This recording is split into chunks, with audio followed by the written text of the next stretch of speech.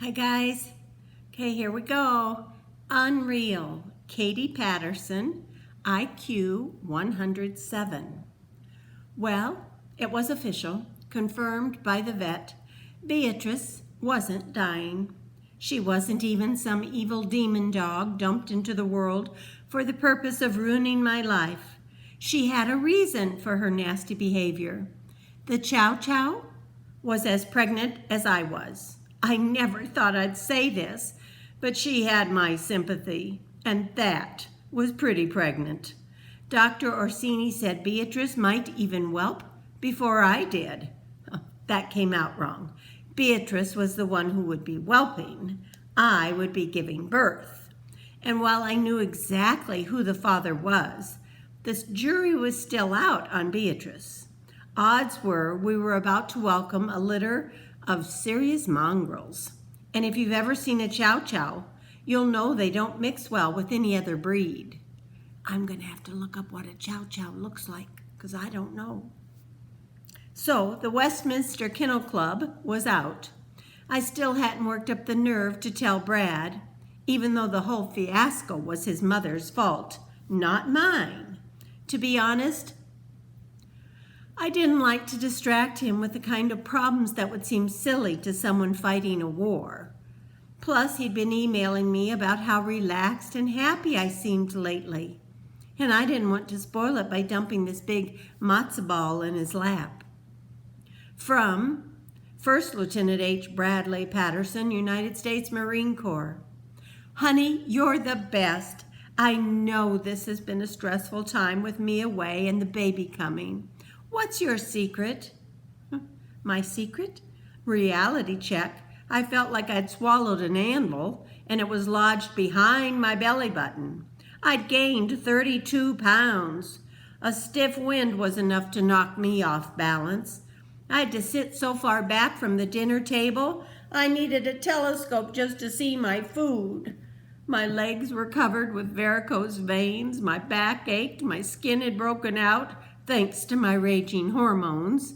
I couldn't allow myself to be more than 60 feet from a bathroom. Yeah, I felt wonderful. Was it the news that the dog wasn't dying? Ha! Just because Beatrice was okay didn't mean she wasn't driving me nuts. For the past month, she'd had no appetite at all, and now she was eating us out of house and home. And she had no bladder control, so the carpet was a minefield. She was antisocial to everyone except Donovan, and her new hobby was disappearing. The last time she vanished, it took an hour to find her, curled up inside a bale of pink insulation in the furnace room, and longer than that to pick the fiberglass fragments out of her coat. I'd moved back in with my parents and kid brother, a world away from my husband who was fighting in a war zone. My life stunk. There was no doubt about it. But Brad was right. He had read between the lines of my email. I was relaxed, even happy, positively serene. Why? Well, it had to be human growth and development. For some reason, it was like therapy. Only instead of telling my innermost secrets to some high-priced shrink, I was spilling my guts to Donovan's Geek Patrol for free. Trust me, I could have killed my brother when he blackmailed me into serving as their class pet, like a lizard in a glass terrarium. It would have been uncomfortable enough in front of normal kids, but to be stared at by these geniuses with their Coke bottle glasses and analytical frowns, it was like being dissected and having your vital organs spread out on slides. At first, I had to pretend I was floating above my body, and that was somebody else down there being studied. But then there was this one morning when I got out of bed and stepped right into one of Beatrice's puddles.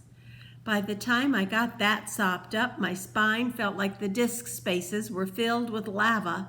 My mother only wanted to talk about the wonky pilot light in the furnace. So I wrote an email to Brad that was so full of whining and complaining You could have set it to music. I deleted it without sending. Reality check. The poor man was risking his life every day. He didn't need to hear my problems. And that was when I glanced at my watch and realized that I was counting the minutes until I could go to the academy and lay out my complaints to the only people who seemed to be interested: Chloe, Abigail, Latrell, JC, Kevin, even Noah. They'd understand because they understood everything. They knew more about me than my husband. They knew more about my pregnancy than my doctor, and they were a lot easier to reach than either of them. When friends took me out to dinner and I was unsure whether or not it was safe to eat oysters, I texted Chloe. I had the answer I needed. Cooked? Okay. Raw? Never. Within 30 seconds. When I noticed an odd chemical on the ingredient list of my shampoo, I emailed Abigail, who was able to tell me it was just a harmless preservative. When I became alarmed by a strange rash on my belly, I had the perfect resource to turn to. I watched Noah's YouTube video, Stomach of Champions, which proved that the skin had been like that for weeks. How had I survived without those guys? Until human growth and development, I hadn't realized how alone I was, even among my own family. Going to those medical appointments was like walking the Tour de France route, up steep hills and over broken roads, all by myself.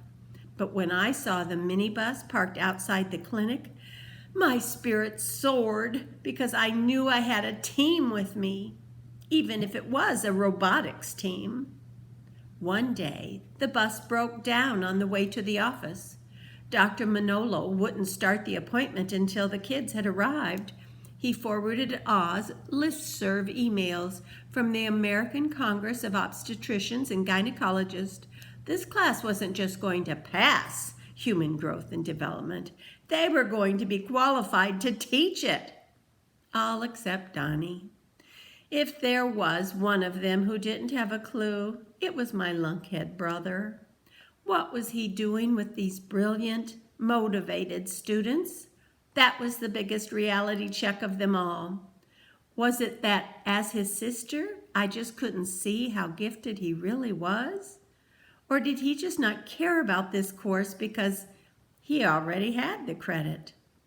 We were replaying the results of my fetal echocardiogram, watching the image of my baby's tiny heart beating on the smartboard.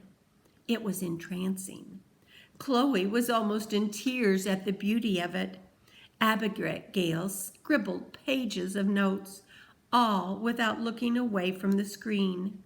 Noah had the flip cam trained on the monitor, so I knew this would be on YouTube in Kandahar before I got home that day, to warn Brad that it was coming. The whole class, including the teacher, was fascinated. All but Donnie. He was bored out of his mind, struggling to keep his butt in his chair, and he lost the struggle. Jumping up and mumbling, "Going to the bathroom," he practically galloped out of the room. A few minutes later, a couple of visitors walked into the lab, and Oz paused the video. I knew one was the principal, Mr. Del Rio. The other looked like a congressman or some other kind of big shot, an older guy in a very snazzy suit. He walked right up to me, smiled warmly, and held out his hand. "I'm Dr. Schultz, superintendent of the Hardcastle schools. I came specifically to meet you, Mrs. Patterson, and thank you for what you're doing for this class." That's why he looked familiar. He used to be the principal at North High when I was a cheerleader at Hardcastle.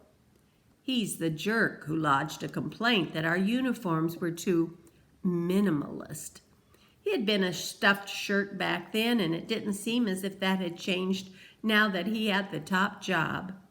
But all that was in the past, especially my cheerleading career. I was a mature adult, almost a mother.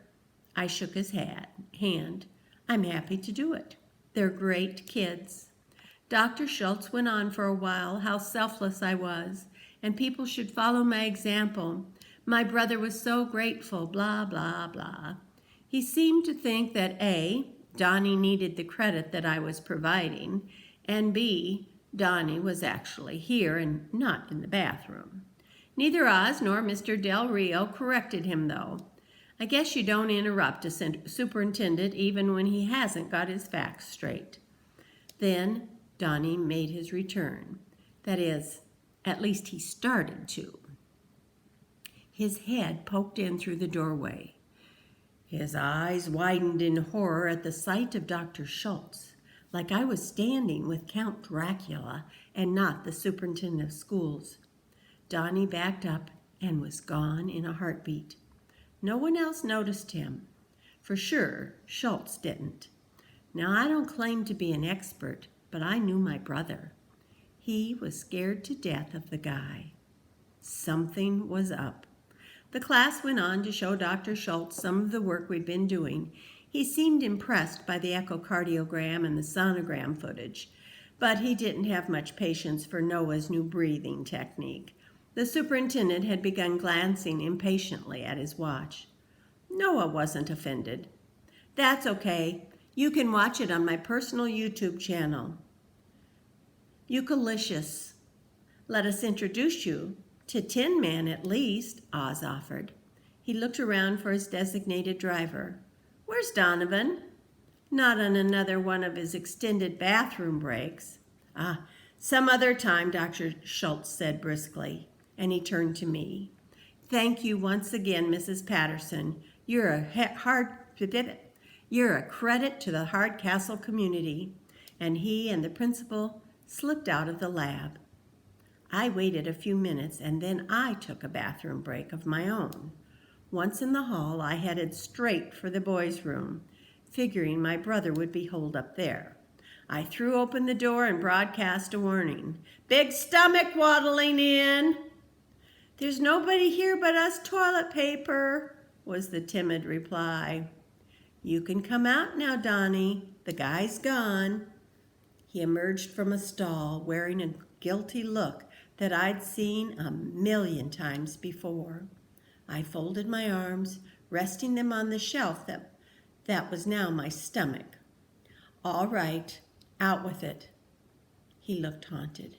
You don't want to know. Well, of course I don't want to know, but I think I have to. Not even growing up in the same house with Donnie could have prepared me for the story I heard next. Donnie, the Atlas statue, the Hardcastle gym. As reality checks go, this one had me pinching myself to see if I was hallucinating. It wasn't impossible, you know. On rare occasions, the chemical changes of pregnancy have been known to bring on psychotic episodes. I got that from Noah himself. I heaved a sigh. And you had the nerve to blackmail me over something as insignificant as a sick dog who wasn't even sick? That's low. He shrugged miserably. I'm sorry, but I'm trying to make myself a part of this class. They need you, so they're stuck with me, regardless of how ungifted I am. Well, your teachers are going to notice that you don't measure up, I pointed out gently. Oh, they already noticed. They had me retested. I passed. No way. He reddened. Well, it wasn't really me. Somebody hacked into the computer I was using and did the test for me. Honest, I had nothing to do with it. I don't even know who it was. I groaned. Ooh, that's worse. You've taken one of those brilliant students and corrupted him or her. I thought of Chloe, who seemed to be my brother's biggest fan. Well, what choice did I have? He demanded, practically whining. Bevel Lacroix already raked me over the coals trying to get me to confess. Well, did you ever consider going to Dr. Schultz and owning up? He was outraged. Oh, sure, and Mom and Dad will collect soda bottles to get the money to fix the gym? I was astounded. Well, who said we'd have to pay? Oh, come on, Katie. I may not be gifted, but I read the papers. The district is getting stiffed by the insurance company. Somebody has to pick up the tab. Why not the guy who did it? I can't lay all the blame on lay all that on Mom and Dad, not with money so tight, and Brad out of the picture, and you moping around as big as a whale. Even the dog went and made more problems. This is the worst possible time for me to add all that. I was thunderstruck, staring at my idiot brother with a new respect. This was the first indication I'd ever had that Donnie was aware of anybody besides himself. It jarred me down to my swollen ankles. Give me some time to mull this over, I told him. I'd like to get Brad's opinion. Maybe he'll have an idea how we can all explain all of this to Dr. Schultz. Well, tell him to come quick, Donnie advised, and to bring his tank. And right there in the bathroom where I didn't belong, in the academy where he didn't belong, the two of us shared a brother-sister hug. Reality check. Dad kept a picture on his desk of that last time that happened. Disney World 2002. I was 16 and Donnie was 3. Tomorrow, unmasked. Dr. Schultz, IQ 127. Do you think it means what I think it means? Unmasked.